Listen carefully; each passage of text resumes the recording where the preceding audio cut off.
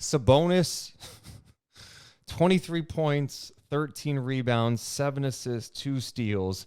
Those 23 points came on 9 of 11 shooting. He was 5 of 7 from the free throw line. It's his fourth straight 2010 and 5 game. The last Kings player to do that was Chris Webber in 2005.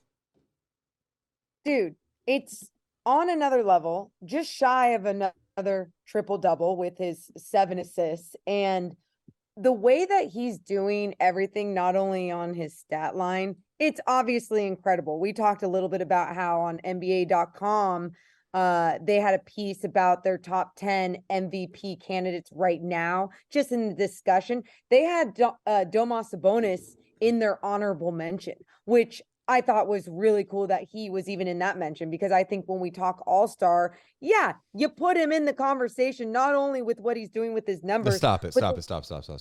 What? He's not in the conversation. Sabonis is an All-Star. He is. No, he is. I mean, his numbers are outrageous. No, that's totally fair. And so not only are his numbers outrageous, you look at what he does on the floor, you just watch him and you're like, wow, you command so much on the offensive end, but then on the defensive end as an anchor, you are just talking it up, being a leader, telling your guys where to be, contesting shots, moving your hips, moving laterally. It's just fantastic all around from the big guy. His last 7 games are pretty outrageous too, Morgan. I keep saying that, outrageous. But 23, 13, and 7, 21, 20, and 7. He had 22, 10, and 5, 20, 12, and 4, 18, 18, and 6, 23, 12, and 7, and then 11, 17, and 10. I mean, it's really cool to see, because I know the guy had a resume as a 2-time All-Star before he got here. He's been an All-Star in this league. So in some ways, we shouldn't be surprised by how he is playing. But I think this role suits him so well in Sacramento. You got to remember, when he was in Indiana, he's playing the 4. And I think with him playing the 4, although he put up some great numbers in Indiana, did some nice things even with him there, I think he wasn't in the right position because he has to deal with defending 4s, right? And that would put him in a lot of tough situations. In Sacramento, he's playing the 5. They're running the offense through him. He makes everybody better.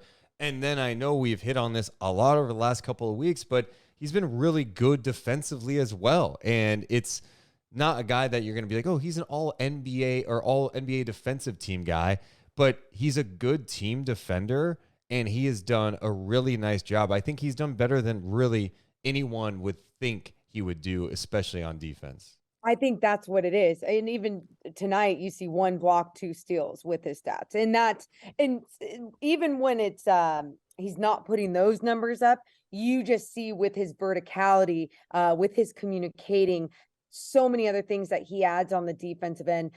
And then his rebounding, obviously his defensive rebounding, and how that affects what other teams are trying to accomplish, especially when they're really good teams at second chance opportunities or with their offensive boards. And I just love that we can talk about him dominating so many different categories.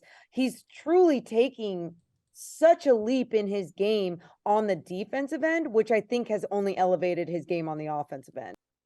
People forget he's like 25, 26 years old. Yeah. He's better than he's ever been. He's an All-Star in Indiana. He's more efficient than ever. He's better defensively. And he is on track to be the Kings' first All-Star since DeMarcus Cousins. He's playing that well. And if Fox can put a big stretch together here, he's going to be in the convo. Yeah. And poor De'Aaron in so many ways, where you have to go up against just an insane Western Conference of guards. And, it's going to be tough, but at the same time, like, I love that we could argue it in so many different ways if he keeps putting together a big stretch of good basketball.